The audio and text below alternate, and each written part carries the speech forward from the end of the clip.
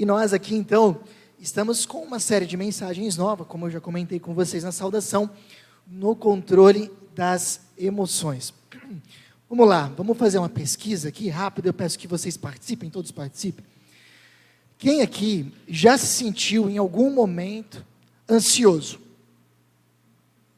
Ah, beleza, tá bom, foi o que eu imaginei. Não levantou a mão quem não estava prestando atenção, ou quem acha que tem pegadinha, né? Porque alguma coisa está errada, ok.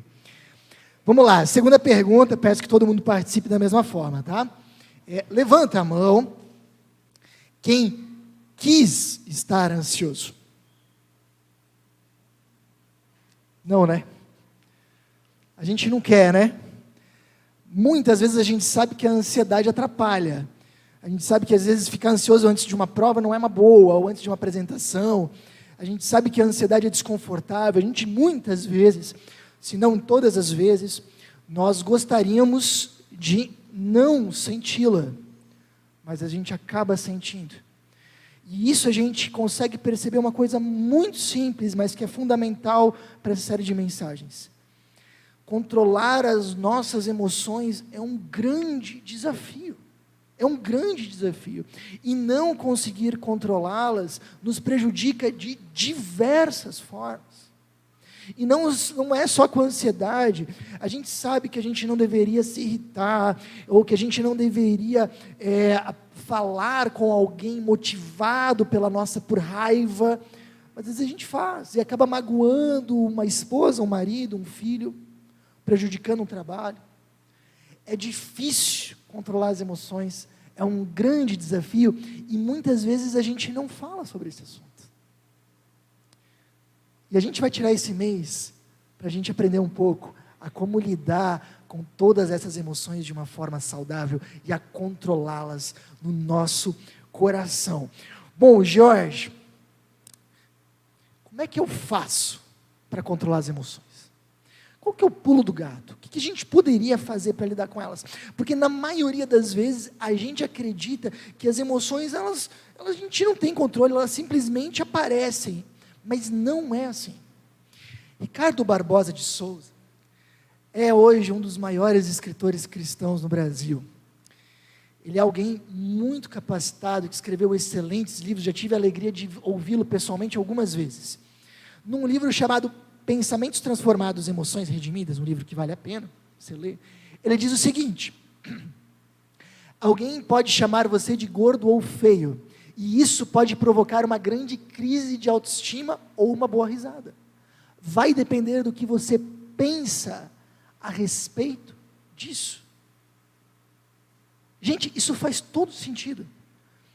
Deixa eu contar uma coisa para vocês, eu acho que vai surpreender a muitos. Por favor, contenham a sua expressão de choque. Não sei se vocês já perceberam, mas eu sou careca. Contenham-se. A iluminação que esconde um pouco, eu sei, mas acreditem em mim. Se alguém fizesse uma piada de careca, se alguém fizer uma piada de careca para mim hoje, e alguns de vocês fazem, eu sei, eu dou risada, e está tudo bem, e a gente ri e faz a piada para o outro também, e está tudo certo, eu vou lá e conto a mesma piada para o André, e está tudo tranquilo. Se alguém fizesse uma piada comigo, quando eu estava na adolescência sobre esse mesmo assunto, seria uma crise para mim. Quando as entradas estavam surgindo e grandes, eu sabia o meu futuro, e alguém viesse e fizesse algum comentário sobre isso, naquele momento, seria terrível. Por quê? Por que era tão difícil? Porque naquele momento trazia sentimentos tão difíceis de crise, e para mim hoje, o mesmo assunto dá risada. O problema mudou? Não, ele até piorou, né? O que mudou o meu sentimento? O que eu penso a respeito disso. Como eu encaro isso? Quando eu era adolescente, provavelmente o que eu pensava, às vezes até de forma inconsciente, será que um dia alguém vai me amar? Hoje o que eu penso, Susan casou comigo, é para a vida inteira, azar o dela, né? Não, brincadeira. Hoje eu penso, não vai mudar nada o que as pessoas pensam de mim. Não vai me tornar mais aceito ou menos aceito. Isso mudou o meu sentimento. Então perceba, isso aqui é importante, guarda isso, a gente vai falar isso muito, anote se você quiser. Os nossos pensamentos, a maneira como a gente encara a situação, muda as nossas emoções. É muito simples, mas é muito importante. O mesmo autor, Ricardo Barbosa, ele faz uma relação que é absolutamente fundamental. Ele diz assim, ó, as emoções revelam os nossos pensamentos. O que eu quero dizer com isso é o seguinte: se você está tendo emoções ruins, de ansiedade, de medo, de irritação, muito provavelmente você está tendo pensamentos ruins, ou está encarando de uma forma ruim. Esses dias eu estava estudando com a minha filha para a escola, e ela estava lá, passando conteúdo, né? E ela volta e meia parava e dizia assim, e se eu não lembrar disso? E se eu esquecer disso? E se na prova me der um branco e eu não saber? E se eu tirar uma nota baixa? O que vai ser? Você percebe? Ela estava extremamente ansiosa com a prova. E o que estava alimentando essa ansiedade? Era a forma dela encarar e os pensamentos que ela estava tendo naquele momento. Agora, o pulo do gato está aqui. Os pensamentos moldam as emoções. Gente, isso aqui não é lei da atração, pense positivo e vai dar tudo certo. Não é nada disso. Não é nossa área. Mas o que a gente está dizendo é, nós pensamos que as emoções, elas simplesmente surgem no nosso coração e a gente não tem controle nenhum sobre elas. Errado. Os nossos pensamentos, aquilo que a gente fala para nós mesmos, aquilo que a gente conversa com o nosso interior diante de cada situação, isso está moldando as nossas emoções. Aquilo que eu falei para minha filha naquela manhã, naquela tarde de estudos, foi, olha o que você está pensando. Será que a gente não pode mudar um pouco a forma de enxergar isso, querida? Será que a gente não pode mudar um pouquinho a forma de pensar nisso? E no outro dia ela estava mais tranquila. Vocês percebem isso? Se a gente começar a mudar a nossa forma de enxergar, se a gente começar a mudar a nossa forma de pensar sobre um assunto, aos poucos as emoções vão surgindo, vão mudando. O que é importante disso é que a gente pensa que as emoções são a locomotiva, não são. A nossa mente, os nossos pensamentos é que são a locomotiva, as emoções elas são vagões, elas vão atrás da forma como a gente encara. Agora, logo depois de fazer essa observação, o Ricardo Barbosa no livro, ele levanta uma série de versículos que falam de que Deus quer mudar a nossa forma de pensar e moldar a nossa forma de pensar. O mais importante deles, provavelmente, é Romanos 12:2. Olha só o que diz. Gente, presta muita atenção aqui. Não imitem o comportamento e os costumes deste mundo, mas olha só, deixem que Deus os transforme por meio de uma mudança em seu modo de pensar. Paulo está dizendo isso. Como é que Deus vai nos transformar? Ele nos transforma mudando o nosso entorno, mudando o nosso trabalho, mudando a nossa família? Não. Ele começa um processo de transformação na nossa vida, mudando e transformando a nossa forma de enxergar a realidade. A realidade continua muitas vezes a mesma. O que mudou foi simplesmente a nossa forma de enxergá-la. E aí o Paulo continua, a fim de que vocês experimentem a boa, agradável e perfeita vontade de Deus para vocês. Ou seja, você quer que Deus transforme sua vida, transforme suas emoções, para que você experimente a vontade dEle que é perfeita. Deixa Ele moldar e transformar a forma como você pensa e encara a realidade. Esse é o ponto. Eu quero que vocês gravem isso. Emoções revelam pensamentos. Pensamentos moldam emoções. Bom, ok, Jorge. Pense, reflita diante desse gráfico. O que as suas emoções estão revelando dos teus pensamentos? Que pensamentos você está tendo? Pense Quais pensamentos têm moldado as tuas emoções? Você se sente ansioso, preocupado, estressado, amedrontado, inseguro? Que pensamentos você tem alimentado? Você já parou para reparar que você conversa com você mesmo todos os dias? O que você tem dito para o teu coração? Bom, nessa série de mensagens, a gente vai ver formas diferentes de nós pensarmos e encararmos algumas situações da vida. E hoje nós vamos começar por medo e insegurança. Na Super Interessante, nós encontramos uma manchete que diz: sentimos 10 vezes mais medo do que os nossos pais. Sentimos 10 vezes mais medos do que os nossos pais. Temos medo com questões de saúde, com questões de economia, com questões de política, com questões de família. Nós temos medos diversos que nos cercam. Quais são os nossos principais medos? Eu vi algumas listas essa semana. Os que mais apareceram foram os seguintes. Primeiro, medo da escassez. Talvez você se identifique um pouco. Medo da escassez é medo de que vai faltar alguma coisa, de que vai faltar dinheiro, de que vai faltar comida, de que vai faltar. Junto do medo da escassez está o medo do desemprego, está o medo de quem tem o seu próprio negócio de falir. Depois, os medos que mais aparecem são os medos relacionais. O medo da solidão, de ficar sozinho. O medo de ser rejeitado. Sabe por que é tão difícil para as pessoas falar em público? É difícil às vezes, né? Porque você vai ter uma série de pessoas te vendo, te avaliando, e quem sabe fazendo um juízo ruim de você, ou bom. Isso assusta. Nosso medo não é falar em público, é o que os outros vão pensar. Porque o medo de rejeição é um dos maiores medos que nós temos. Nós temos um medo cada vez maior, e isso me surpreendeu. Não sabia disso, mas eu vi inúmeros relatos de psicólogos essa semana, dizendo que um dos maiores medos que cresce é o medo da intimidade. Cada vez temos mais pessoas com medo de criar relacionamentos profundos com outros. Por quê? Porque já aprofundaram relacionamentos, se machucaram e não querem repetir. E isso está cada vez mais comum. Temos medo da morte. É um medo comum, às vezes não é a nossa própria morte que nos assusta, às vezes é a morte de alguém querido. Temos medo de envelhecer. Eu não sei como é que é com vocês, mas às vezes é assim, né? Tinha uma época que a gente comemorava os aniversários. Ai, falta um mês para o meu aniversário, né? Oba, hoje é o meu aniversário. Depois a gente começa a pensar assim: hoje é meu aniversário, né? Nem lembrava. Chega uma hora que a gente pensa assim: que droga, hoje é meu aniversário de novo. A gente tem medo de envelhecer. Isso está associado também ao medo da morte. O tempo está passando.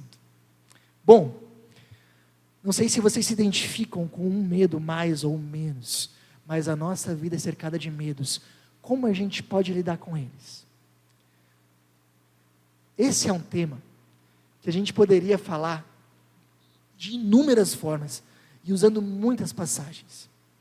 Mas nós vamos usar hoje como base dessa mensagem e de toda a série um capítulo da Bíblia que é Romanos 8. Em Romanos 8, Paulo, que é uma pessoa que sofreu muito e teve muitas dificuldades, ele mostra para a gente como ele enxerga as dificuldades da vida de forma madura. E ele faz 4 perguntas centrais em Romanos 8, que vão ser os temas das nossas 4 mensagens deste mês. A primeira pergunta que Paulo faz e que vai nos ajudar a lidar com os nossos medos é: se Deus é por nós, quem será contra nós? Vamos fazer isso interativo? Eu falo a primeira parte, vocês falam a segunda, tá bom? Se Deus é por nós... Nossa, muito bom, gente. Mais uma só para fixar. Se Deus é por nós... Acredito, primeira coisa que a gente precisa ver aqui. Às vezes, a gente lê essa passagem como se ela tivesse dita: se Deus é por nós, nada acontecerá contra nós. Absolutamente não é isso que a Bíblia está dizendo. Às vezes a gente acaba criando a ideia de que eu vivo com Deus, eu não passarei por problemas, ou eu passarei por menos problemas. Eu acho que ir na igreja e viver com Deus vai me livrar de pelo menos 50% dos meus problemas. Eu vou passar por menos perrengue do que quem não vai na igreja, com toda certeza, porque Deus está comigo, nada vai acontecer contra mim. Não é essa a ideia. E é complicado, gente, sabe por quê?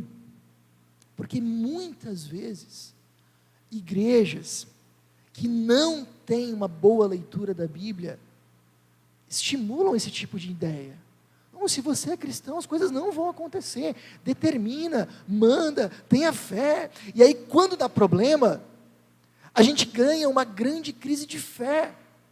Será que a minha fé não é suficiente? Será que eu desagradei a Deus? Será que eu fiz alguma coisa de errado? Será que Deus me esqueceu? Será que Deus está me castigando de alguma forma? Por que Ele fez isso? Isso não é justo. E aí, sabe, a gente cria essa ilusão de que a gente está protegido, e quando as coisas acontecem, porque elas acontecem na vida de cristãos, sim, igual a qualquer outro, a gente ganha uma grande crise de fé que aprofunda ainda mais o nosso problema. O que a Bíblia sim fala, e o próprio Jesus fala, é que aqui nesse mundo, nós vamos passar por aflições. Teremos problemas sim. Teremos problemas como qualquer pessoa, mesmo quem não segue a Deus. Basta que a gente olhe para a própria vida de Jesus. Jesus passou privação, Jesus nasceu num lugar extremamente pobre, provavelmente teve uma infância e uma vida extremamente humilde, foi traído, foi deixado de lado, foi abandonado, preso injustamente, condenado à morte. Ué, não era filho de Deus? Não devia estar protegido? Mas a Bíblia não nos promete isso. Os outros apóstolos também passaram por inúmeras dificuldades. A Bíblia não nos fala que nós não passaremos. Então, quando a gente passa por um problema, primeira coisa, ao invés de pensar, por que comigo? Será que Deus está me castigando? Será que eu estou pisando na bola? Ai, é porque eu estou indo, faz um mês que eu não vou na igreja, deve ser isso. Como se Deus estivesse lá fazendo a chamada e castigando quem não vem. Primeira coisa que a gente tem que pensar é simples. Eu estou passando por isso, porque o sofrimento faz parte da vida. Porque eu vivo num mundo que se afastou de Deus e que foi distorcido pelo pecado. E não é porque eu estou passando por algo ruim, que tem alguma coisa de errado, ou que Deus me deixou de lado, ou que Ele é injusto. O sofrimento faz parte. Isso já alivia um pouco, mas não resolve. Tudo bem, vamos ver o que vai nos ajudar agora. Se Deus é por nós, quem será contra nós? Eu queria primeiro que vocês chamar a atenção de vocês para essa primeira frase. Deus é por nós. Não passa despercebido por ela. Eu queria que vocês percebessem a profundidade dessa simples frase. Deus é por você. Deus não está contra você. Ele está junto. Ele não está aí para te castigar ou para puxar o teu tapete. Ele está contigo. Sabe, a Bíblia fala que Deus cria um mundo perfeito, que é completamente destruído pelo pecado dos nossos primeiros pais e do nosso. E esse Deus que tinha tudo para nos deixar de lado e nos abandonar, Ele vem ao nosso encontro e se faz um ser humano em Jesus. Vem, nos ensina, e mesmo diante de uma cruz, mesmo o único preço possível para que a gente pudesse viver com Deus, fosse uma morte terrível, Ele não nos deixou. Se mesmo diante da pior morte da história, Ele não nos abandonou, será que Ele vai nos abandonar agora? Não. Deus está com a gente. Então o que a Bíblia está dizendo é, nós passamos por dificuldades, podemos? Podemos. Mas nós nunca precisaremos passar por elas sozinhos, porque Deus está junto conosco. Jesus mesmo, a última palavra que Ele dá para os seus discípulos é, e lembrem-se disso, estou sempre com vocês até o final dos tempos, não vou deixar vocês, não vou abandonar. Vocês lembram do Salmo 23? O Senhor é meu pastor? Nada me faltará. Tem uma parte do Salmo 23 que diz assim, ó: mesmo quando eu andar pelo escuro vale da morte, não temerei medo, pois tu estás ao meu lado, tua vara e teu cajado me protegem. Mesmo quando eu andar pelo vale escuro da morte. Está vendo? A Bíblia não está dizendo que a gente não vai andar por ali. Mas quando acontecer, eu não preciso ter medo. Mas por que eu não preciso ter medo? Porque tu estarás comigo. Deus está junto. Jorge, isso faz diferença? Faz.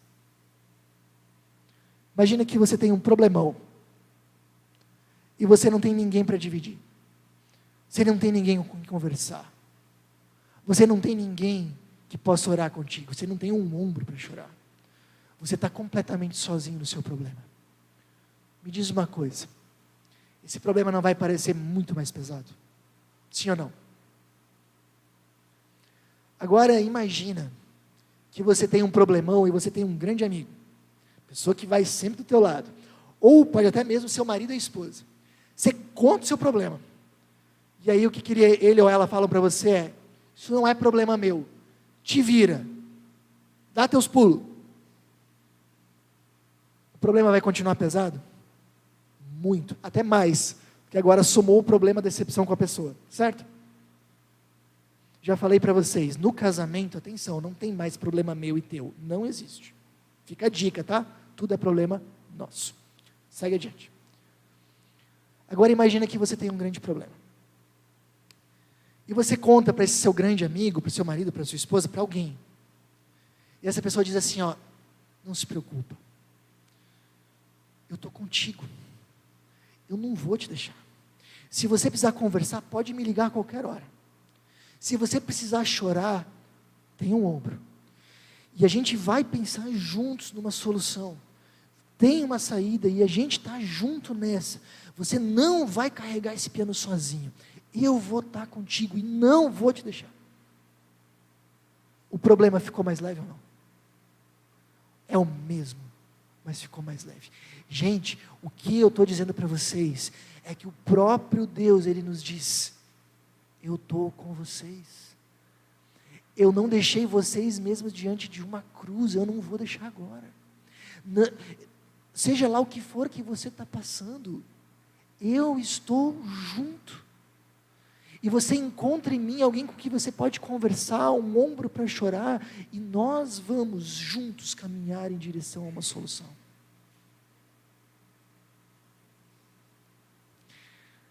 Levanta a mão quem tem filhos. Quando nossos filhos nascem, às vezes a gente tem a vontade de proteger eles de tudo, não é verdade? Esses dias eu estava fuçando o celular, e eu encontrei um videozinho da Laura aprendendo a patinar. Hoje ela é atleta de patinação, e nas primeiras patinadas eu estava vendo ela patinava, e eu 20 centímetros atrás dela assim.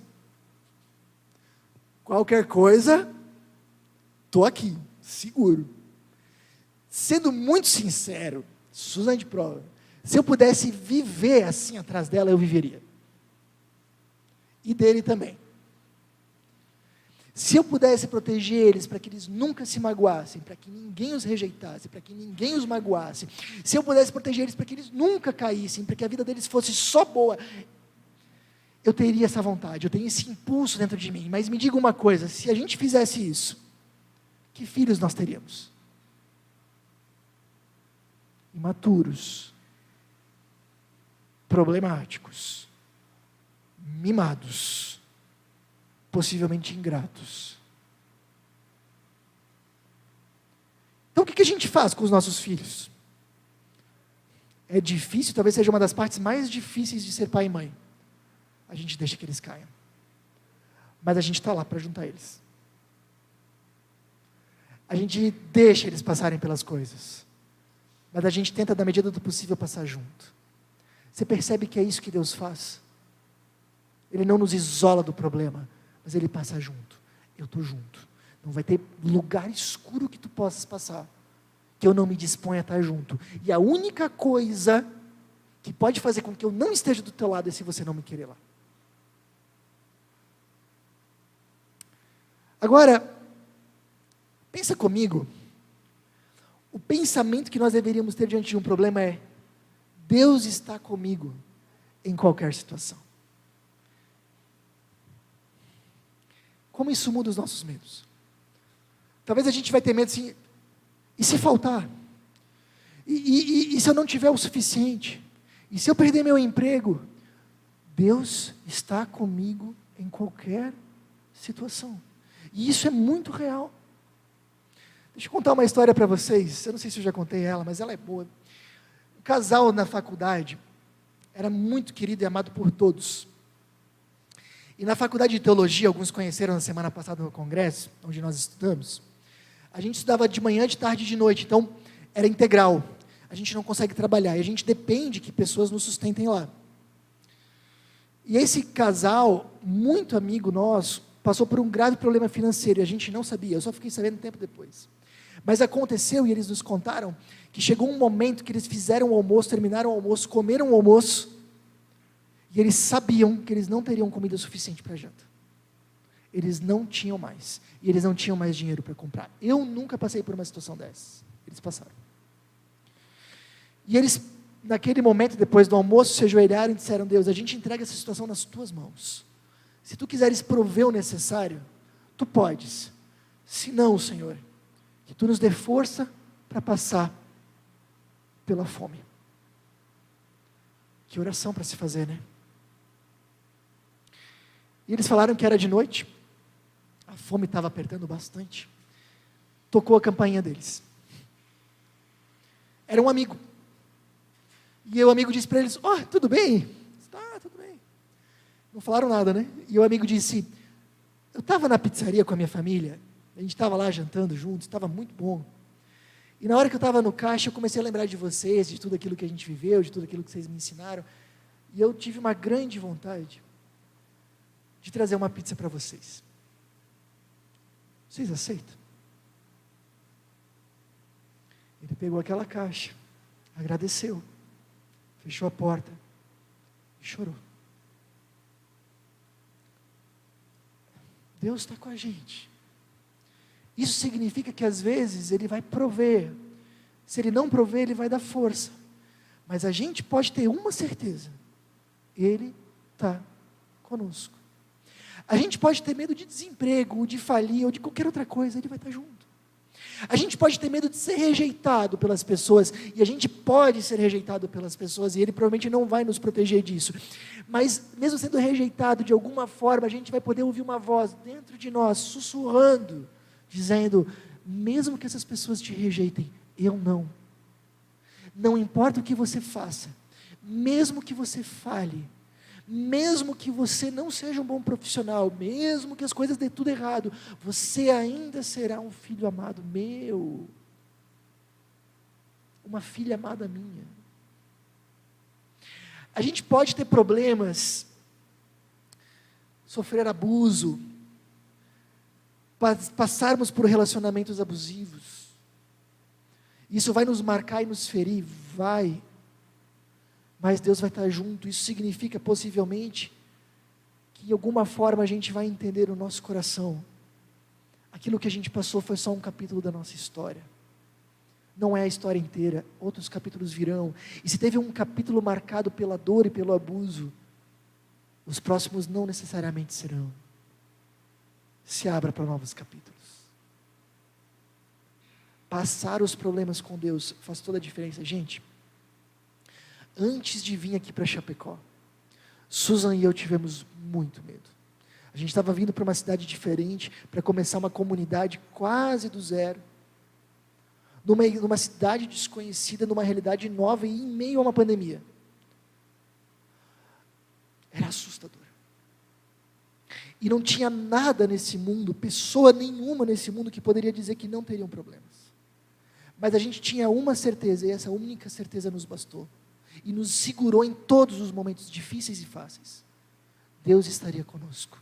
E estava. E isso fez toda a diferença. Bom, diante do medo, pense: o sofrimento faz parte da vida. Mas Deus está comigo em qualquer situação. Gente, tem mais um ponto que eu queria trazer para vocês. Por favor, se conecta, porque para mim esse é o mais importante. Se Deus é por nós, a segunda parte é quem será contra nós. O que ele está querendo dizer é o seguinte: se Deus está com a gente, nada que se coloque contra a gente tem poder de verdade. Percebe? Se Deus está comigo, nada que se coloque contra mim realmente pode me machucar ou me prejudicar de uma forma definitiva. Então, uma coisa que nós podemos pensar quando nós estamos passando por medo, além de Deus estar comigo, é: em Cristo, nada pode me atingir definitivamente. Isso é bem importante. Em Cristo, nada pode me atingir definitivamente.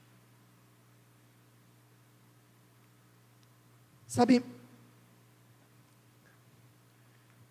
o apóstolo Paulo, em 2 Coríntios 4,8, ele fala algo bem interessante. Essa é uma tradução minha, literal do grego. Ele diz o seguinte: de todos os lados as aflições nos amassam, mas não nos esmagam. Eu tenho aqui 2 latinhas. O que o apóstolo Paulo está dizendo é: passaremos por dificuldades, como qualquer outro. E o que as aflições podem fazer com a gente, quando nós estamos em Cristo, é nos amassarem. Elas nos pressionam, nos machucam. Mas sabe o que elas não podem fazer? Elas não nos esmagam. O que uma coisa esmagada tem de problema? Ela não consegue mais voltar ao que ela era. Ela não se recupera mais. Desamassa essa laça aqui. Ela não se recupera mais. Aquela que estava amassadinha aqui, ó, eu já recuperei. Fica uma marquinha e outra, mas ela se recupera. Essa daqui não se recupera mais. Sabe o que a gente pensa muitas vezes quando a gente está com um problemão? É o meu fim. Agora acabou. Agora não tem mais jeito. Não tem mais solução. E sabe qual é a promessa de Deus? Não é o fim. Ainda não é o fim. Ainda tem solução. Se a gente for tomado pelo desespero e achar: eu estou acabado, isso vai me destruir, a voz de Deus é aquela que diz: não vai não. Pode doer, mas te esmagar não vai. Ainda não é o fim. Ainda não é o fim. Mesmo que a gente esteja diante do pior problema de todos, que é a morte, ainda assim não é o fim. Porque Jesus nos conquista perdão e nos reconecta com Deus e ressuscita. E por isso mesmo a morte não é o fim.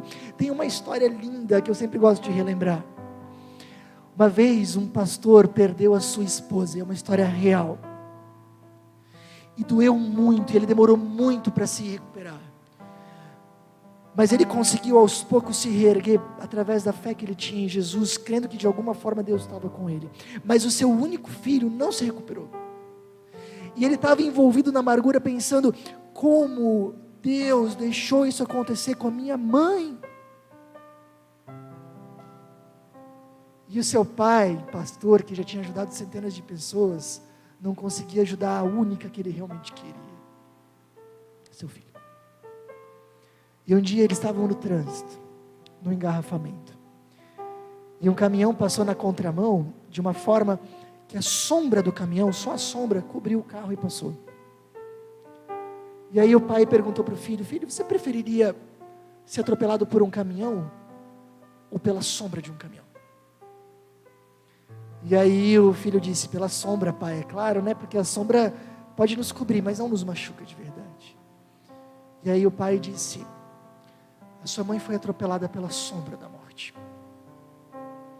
De fato a morte a envolveu, mas não a destruiu de verdade. Porque Jesus morreu no lugar dela e ressuscitou. Ainda não é o fim. Mas isso só foi possível porque um dia o verdadeiro caminhão, o que realmente machuca, atropelou Jesus. A verdadeira morte, a morte de estar desconectado de Deus, de sentir o abandono de Deus, atropelou o próprio Filho de Deus. Ele assumiu o nosso castigo, e por causa disso, nada nesse mundo pode nos atingir de forma definitiva. não é o fim. Nada pode nos destruir completamente, mesmo a morte. Essa certeza você pode ter. Eu queria que nesse momento você avaliasse como é que estão os teus pensamentos diante das suas dificuldades. O que você tem falado para você mesmo? O que você tem levado para o seu coração? Seja lá o que você estiver pensando, eu queria te convidar a mudar esses pensamentos para: o sofrimento faz parte da vida, mas Deus está comigo, e nele nada pode me atingir de forma definitiva. E se você não lembrar de tudo isso, você pode se lembrar de uma frase muito simples: se Deus é por nós, quem será contra nós? Feche seus olhos, vamos orar juntos. Eu tenho 2 recados rápidos para você que tem acompanhado as nossas mensagens. Primeiro, eu queria muito te encorajar, se for possível, a você participar dos nossos encontros presenciais. É uma forma de nós podermos nos conhecer e de você poder aprender ainda mais com a gente. Segundo recado, se você deseja contribuir financeiramente com a nossa comunidade, todos os nossos dados bancários estão aparecendo agora na sua tela.